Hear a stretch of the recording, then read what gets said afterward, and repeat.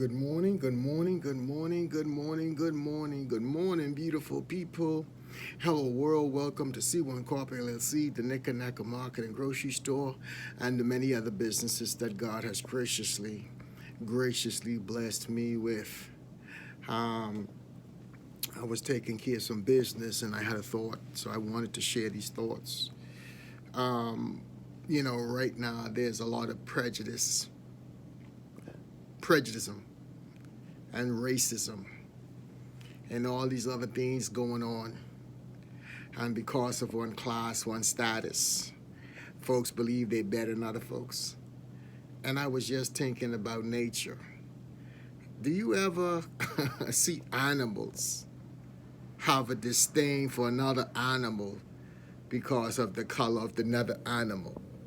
Do you ever see plants or nature have a problem with each other based on their color?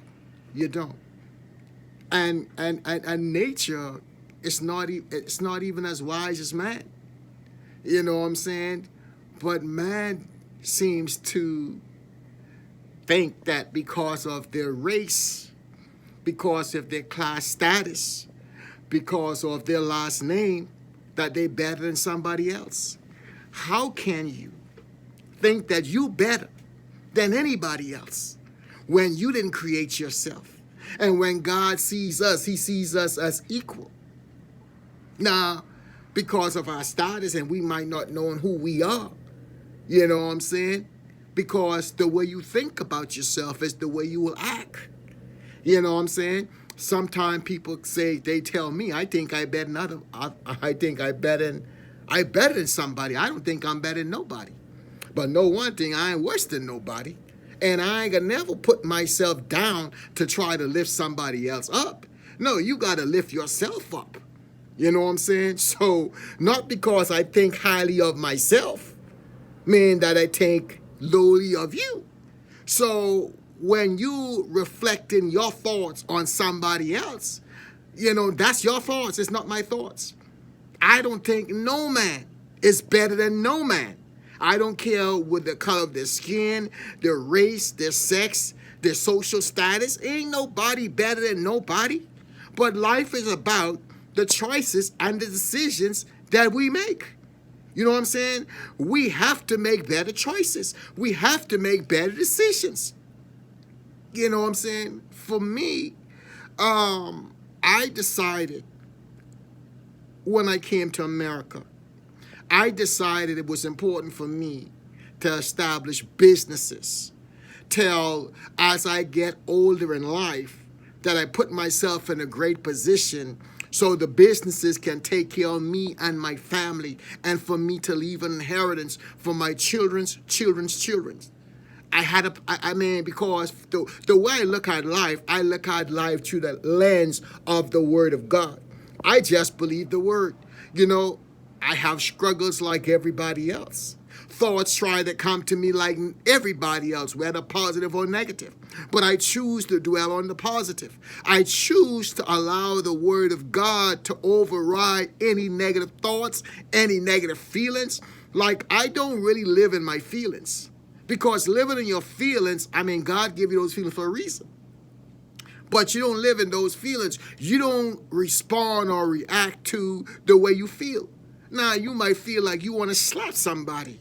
That's because you feel like you want to slap somebody. Does that mean you should do it?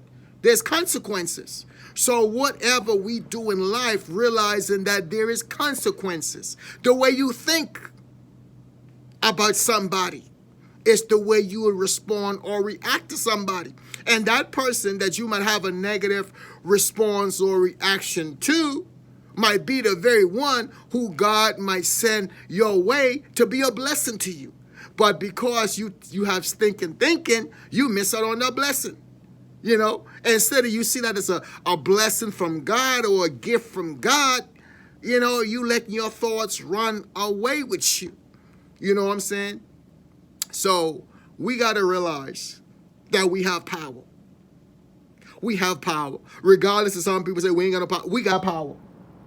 There's power in numbers. There's power in unity.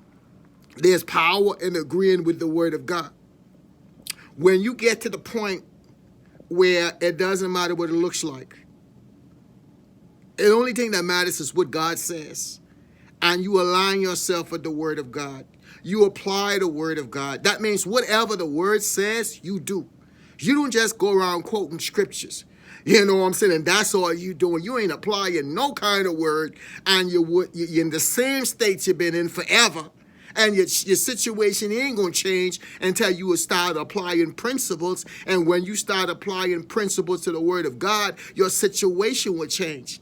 You know what I'm saying? And when good or bad happen to you, don't get too up and don't get too down.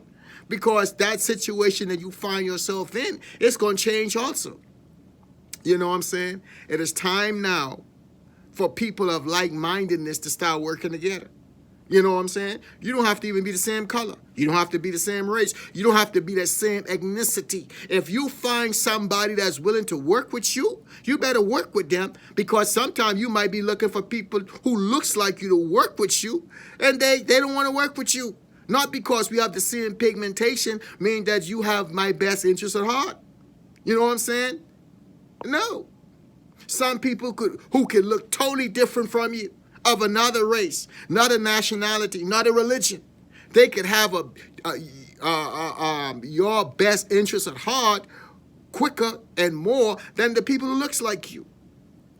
You know what I'm saying? So, like I said, we gotta learn to watch over our words, whether what we say, and when we give our word, we should be like God, trying to perform that, looking to perform that. You can't be loose with your words. That means you saying you could do stuff and you ain't doing nothing.